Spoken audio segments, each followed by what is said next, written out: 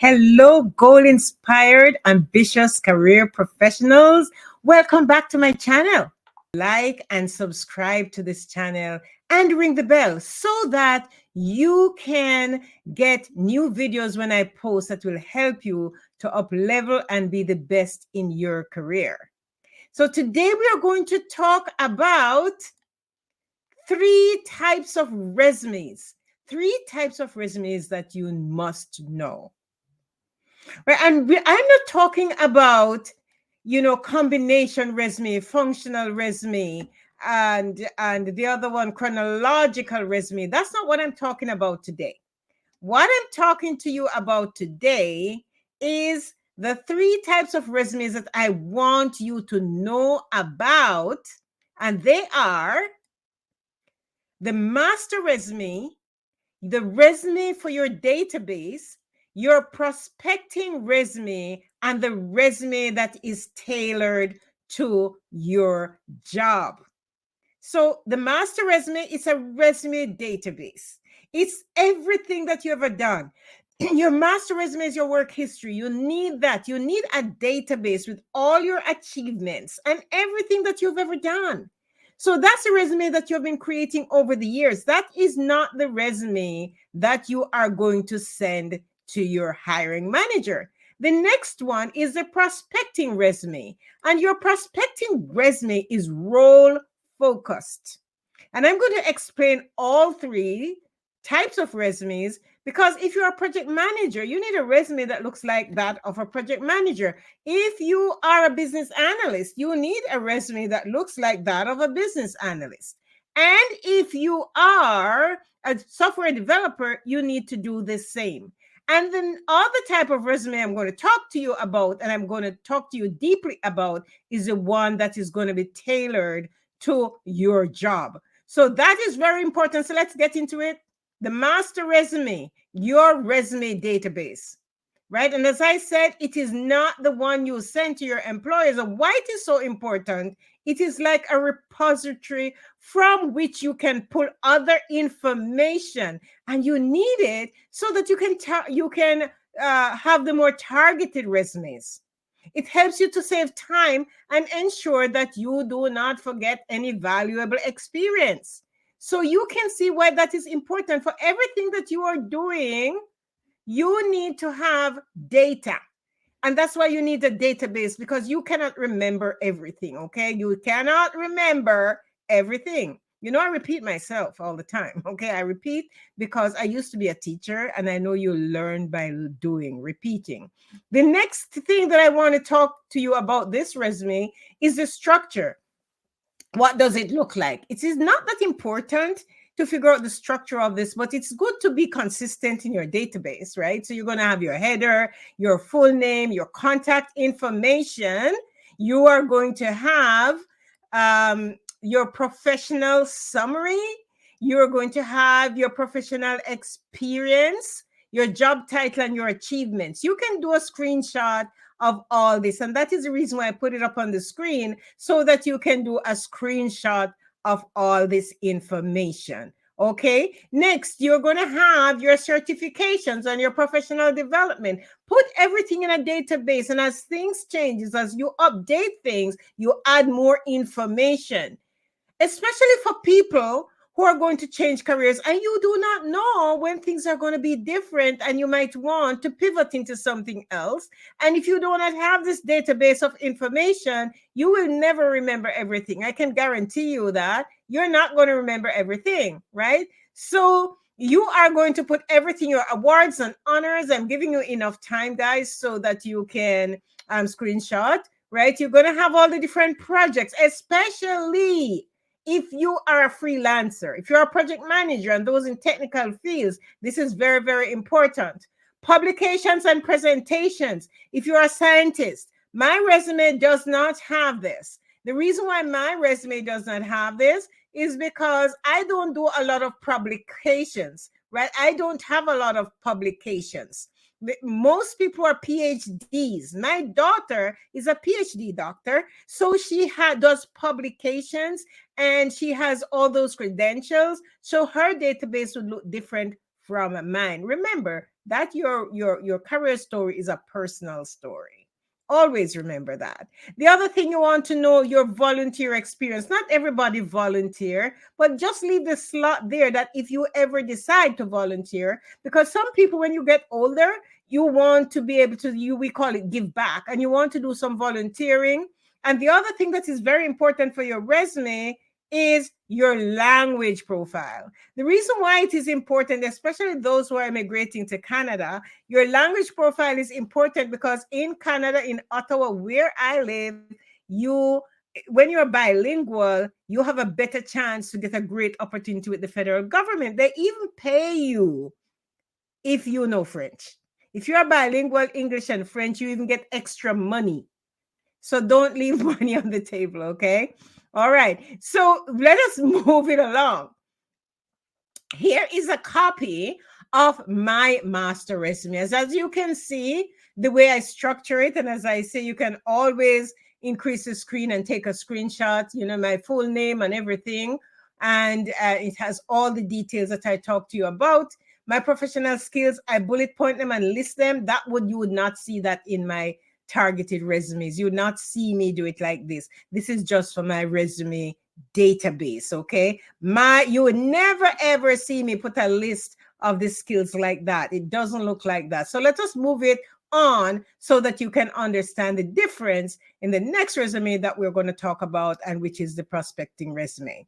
So I want to talk to you about the prospecting resume. Now, the prospecting resume is for when you are targeting a specific role and you do not have a job description. Let me say that again. Your prospecting resume is for when you are prospecting. You do not have a job description and you're targeting a specific role. You need to have a prospecting resume. And the reason why I'm stressing this is because many people do not understand it, and you bring somebody to write your resume, a resume writer or something, they write you, or someone, sorry, and they write your resume for you and you didn't get a job with it, and you go on LinkedIn and you complain. No, that's what you asked them for. You asked them to give you a resume for project management or business analyst. It was not targeted to anything but the role. The role of project manager, the role of business analyst. It has your experiences and everything, but they did not target a particular job. And that is what I want to stress today, my friends. It is so very important that I stress this, because you're confusing yourself, and job resume writing is easy. It's not hard. But because you don't understand this, sorry, I just almost dropped something. Because you don't understand these principles, you think it's hard. It is one of the easiest things out there, especially nowadays with AI. And if you're having some difficulty, I want you to watch one of my last videos of how to create your resume with AI, specifically Chat GPT. And I'm going to link it right at the top there for you to see, right? So let us keep this rocking and rolling. So how do you do this? Now there's a little, this thing giving you a little error right there, but this means how to do this. You are going to research, right, common requirements and skills needed for the role.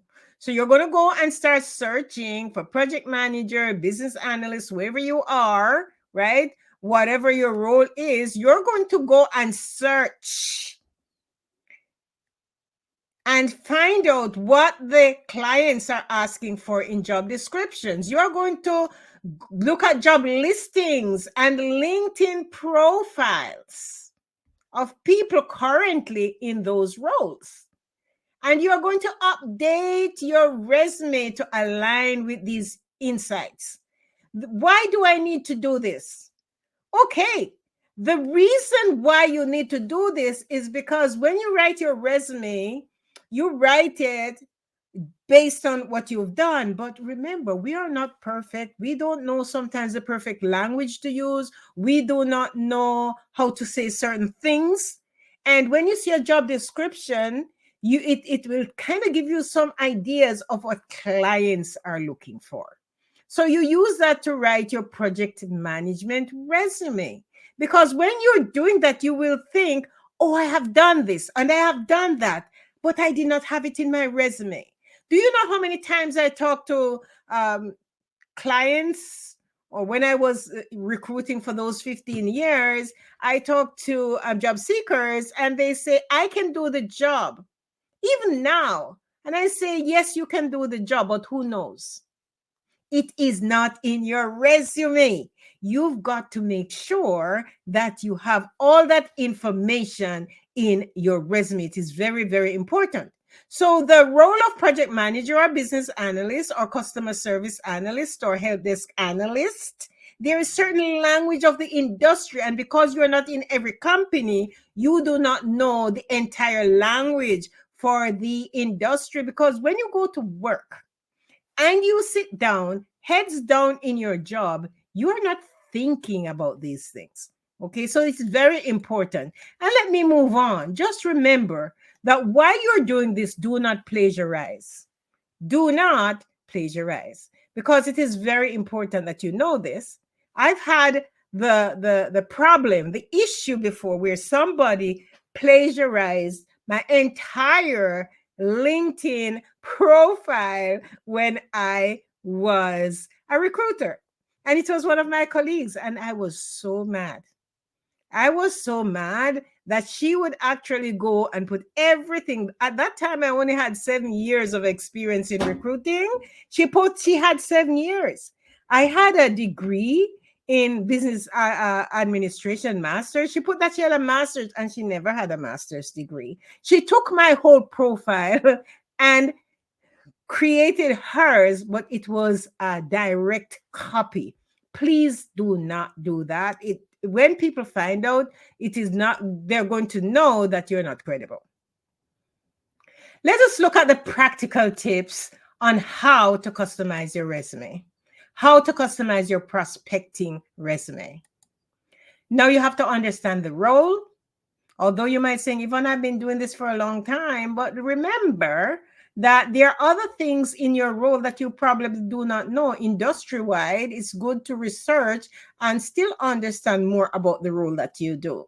Because you might be a business analyst in a company and you do not know that for most of the jobs around, they're going to probably ask you to have a CBAP. And if you don't have a CBAP, you have to know how to say that in your resume. Say if you're in the Ottawa area, if you don't have a CBAP and you are decide, okay, I am going to do my CBAP, that is a Certified Business Analyst examination. You need to know how to write that in your resume so that when they're searching for your resume in their database, you can be found. It's not good enough to say I don't have it if it is a requirement, but sometimes a client will hire you because you're on your way to getting your CBAP. So you have to actually know how to write that in your resume and not tell a lie. Okay. So that is very, very important. The other thing is that you're going to highlight your relevant skills and your experiences to that role, because you might have been doing other things and your resume now is a resume targeted to a particular role. So you have to know how you're going to highlight the relevant skills. Use your keywords strategically and not just list them. And that is why I was saying that when you're doing the master resume, you see I had a list of it. When you're writing your resume, you're not just going to put a list, but you're going to strategically put them in your resume within context for that role. You're going to focus on your achievements too that are relating to, and let me pick one, say a business analyst, right? You're going to structure your resume so that they can read it. You're going to make sure that when you write your resume, they can read it. You're going to make sure that you don't listen to the people who say you have to put the boxes and you have to put all those things. Because when you put the boxes and the lines and lots of bolding and everything like that, your resume is not going to be readable, neither by a human or when they're searching for you in the applicant tracking system.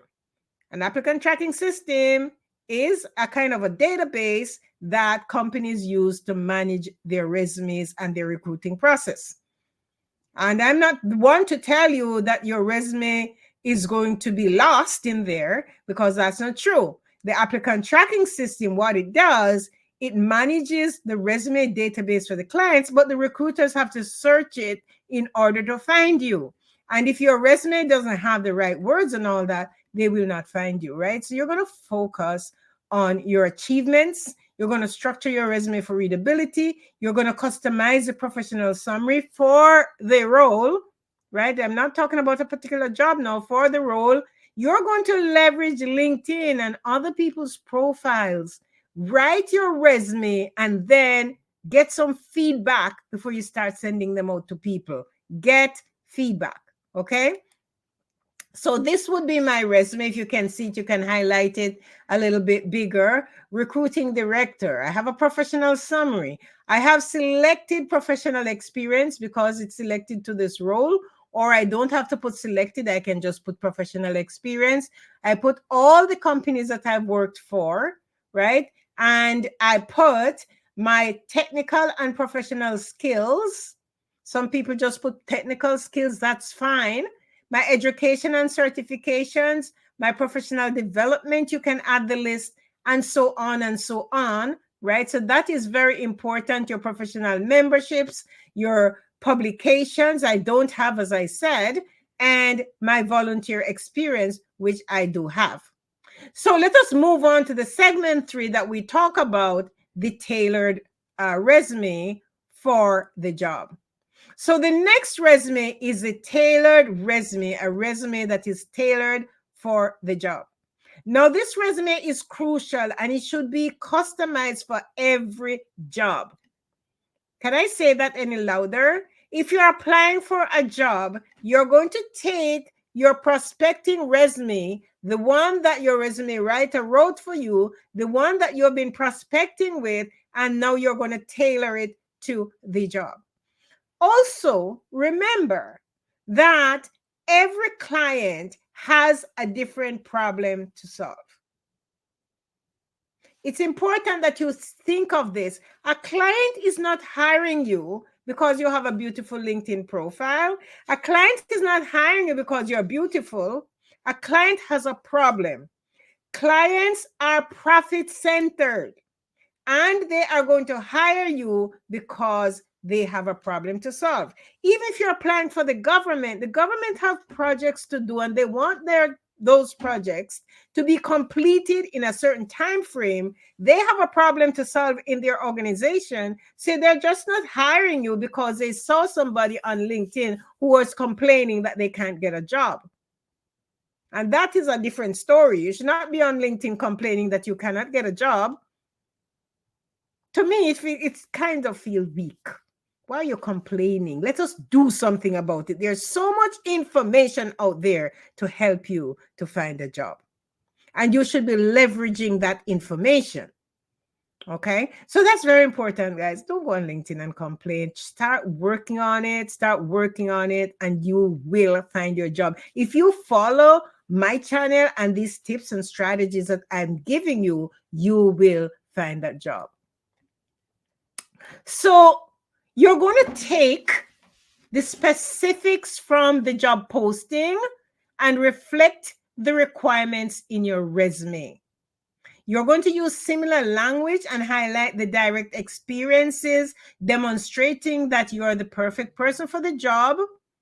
Demonstrate your interest, and this will help you to get your resume selected from the applicant tracking system, which companies use to manage the job. So the next thing that I want to talk to you about is some practical tips on how to tailor your resume to match the job description. I'm going to leave this on the screen so you can take a screenshot. You're going to read the job description clearly. You're going to match the qualifications with the job requirements. Use keywords from the job description.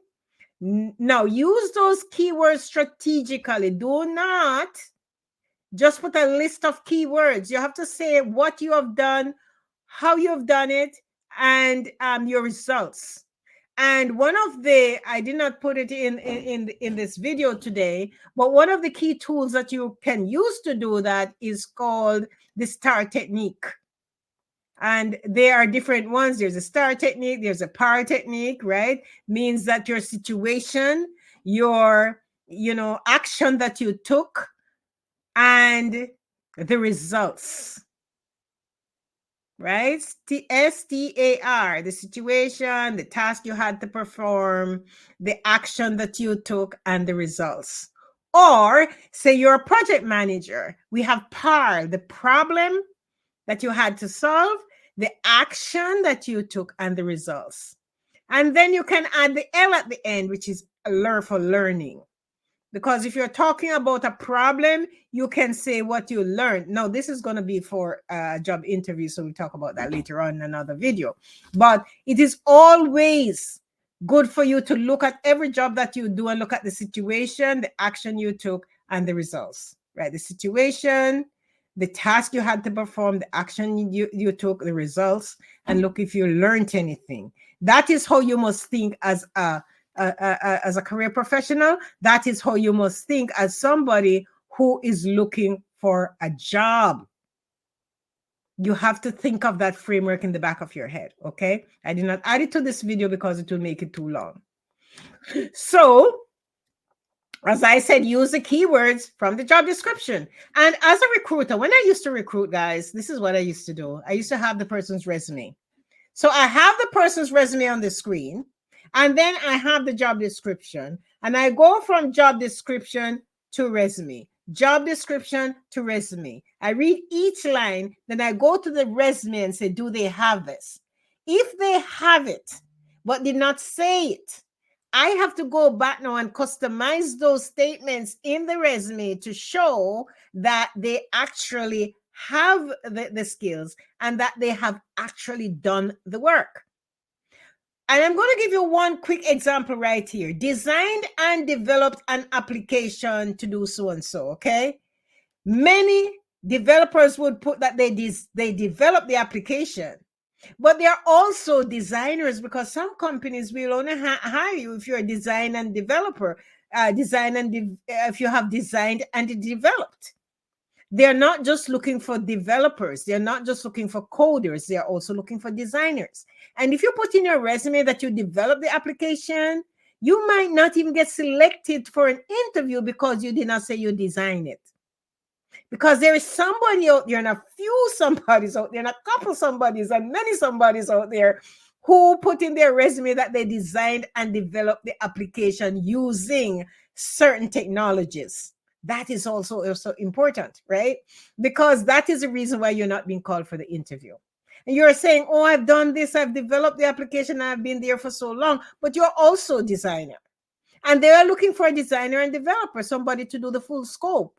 They don't want to hire a designer and then hire a developer or something like that. Could be a small company that wants you to do the full stack.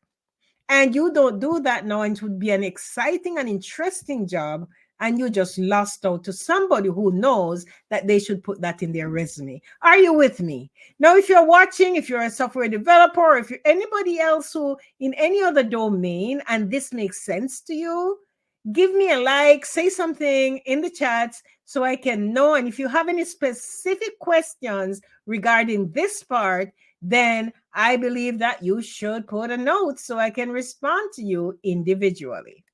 All right. So you have to customize your professional summary too, because this is customized. You have to adjust your skills section with this particular skills. Remember, now you have a job description and you know what skills you're looking for. Relevance is key. You have to be relevant. You have to show your industry knowledge. You have to organize it for impact so your resume is readable. Remember, the right fonts and everything like that. Okay, that is important. That is not something that somebody has to tell you, that you should organize your resume for readability. That should just be something, use your common sense and say, I got to organize my resume so that the person who is reading it can understand it. Because you have to write your resume, as I say, dummy proof. You have to write your resume and feel that the person who's going to read it is somebody who is a gatekeeper and not necessarily doing the job that you're doing. Not every recruiter is technical. Not every recruiter can be project manager at the same time, business analyst at the same time, business architect at the same time, help desk analyst at the same time, software developer at the same time, and software architect. They're not. So you have to write your resume so that when a recruiter sees your resume, they can understand it. They're reading it to understand it. But because you have been doing this job for such a long time, it's so easy for you to write and leave things out. But do not do that. Your resume should be dummy proof. Okay? Call me dummy. Okay? It should be dummy proof. So let us keep it. And another thing that you need to do, you should proofread your resume a few times. And also you can get feedback. And you might be saying, who should I ask for feedback? Listen, sometimes people are going to charge you to review your resume. And if it is this important to you, you should be prepared to pay. Let me say that again. In order to get good help, sometimes you might have to pay somebody to just reread your resume for you, pay them $100 or $200 to do it. Yes, because it is going to give you that $200,000 job. It is a big return on investment. And if you cannot do that, if you don't feel that is important, then you go and research. There's so much information on YouTube, on LinkedIn, and all these social media spaces where you have long form content that you can use and do the work yourself. So that is very important, okay? If they're asking you for a cover letter, you're going to customize it. But remember, not everybody asks for a cover letter. So I spent a lot of time on this part, guys, because I wanted you to get the checklist. So I hope you have got a clip of that. And the next thing I want to talk to you about is these quick tips, right? Mirror the job description, focus on the relevant and recent experience, and ensure that the skills match the job's requirement. Those are 3 things. I always like quick tips. These are the quick tips for customizing your resume. This is what I wanted to talk to you about, the job description. Now, if you look at the job description, you can make sure you get it big. I'm going to do this, and I hope I don't have a problem. So I just highlighted it in a big format, right? So this was a job description. They're looking for a deputy director, and I'm going to minimize it now, right? So you had a time to look at it. Now, the key responsibilities. Develop and implement HR strategies that align with the company's missions and values. You cannot apply for this job unless you understand the company's missions and values, which was in the bigger part of the job description, which I couldn't cut out because it would be too big for the screen. So remember, you have to go back now and understand the company that you are applying to, understanding their mission and values, so that when you're writing your resume, you can align it. You have to understand and work in those concepts and words into your resume when you're applying for the job. The next thing, manage a team of HR team, providing guidance and support to ensure a cohesive and effective approach to human resource. You're going to be the primary contact for labor relations, managing interactions with unions. That is a job in itself. It's not easy to deal with labor people, but that is something that you could probably learn.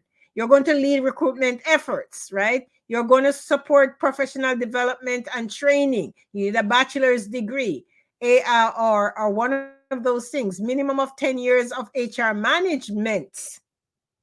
So when I look at this job, and I'm going to send you to the next page, which is my resume that I customized for this job, I know that I do not have one of the experiences which looks like it is important. And let me switch back. The one that I do not have is the one that talks about labor relations, primary contact for labor relations. This is a big company, and they want somebody who has that experience. But are you saying I shouldn't apply for the job because I don't have every single detail? No. I should apply for that job if I was looking for a job, because that is something that I can learn. That is something that I can read upon, learn, and grow into. But the other things like the training is very important, and some of the other things that they are looking for, very important. Let me go back to the job description. Managing a team of people, that is, you can just you cannot just learn to manage a team of people on your first job. That is something you also would have had to have had experience in lead recruitment efforts, which I've done. So if you take this job and listen to some people, they say you need to have everything. That is one school of thought. One school say you don't even have to have anything. Just apply for the job. Okay, you don't have to have all the things. I say if you have about 70 to 80% of what they're looking for, that's my metric. Apply. When you apply, however, you have to understand you did not have everything. You're going to find some jobs that you have everything, every single thing. Make sure your resume is saying that, because there's no company that is going to look at a resume and a job description and see that you're a perfect match and don't call you for an interview. A client would be very stupid, and I'm going to use the word stupid, if your resume is so closely matched to a job description and they do not call you. I just want to tell you that it hurts my heart when I see people saying that they have applied for jobs and they send 300 resumes. You have to manage your statistics. And I'm going to do a video on how to manage your statistics, how to manage what are your key performance indicators when you're applying for a job. You need to have some key performance indicators. All right. So that is very important, friends. That is so very important. So as I said, I did create this tailored resume for you to see. You can take a look at it to watch a few of my videos, and I will put the links in the comments below. But I'd love you to watch the AI ones, because those ones are going to help you to ask AI. If you don't have a resume writer, if you must have, not that you must have, you do have access to ChatGPT or Microsoft Copilot or Google Gemini or anything like that. You do have access to all of that, and you can ask those questions. So I want you to watch the next two videos, how to write your resume with AI, specifically ChatGPT, and how to write your cover letter using AI. And I'm linking those. And in the information within the script, I'm going to show you all the tools that I have here, a whole list of tools that you can stay and watch on job search and resume writing. Video, make sure that you like and subscribe to this channel, and I'll see you in the next.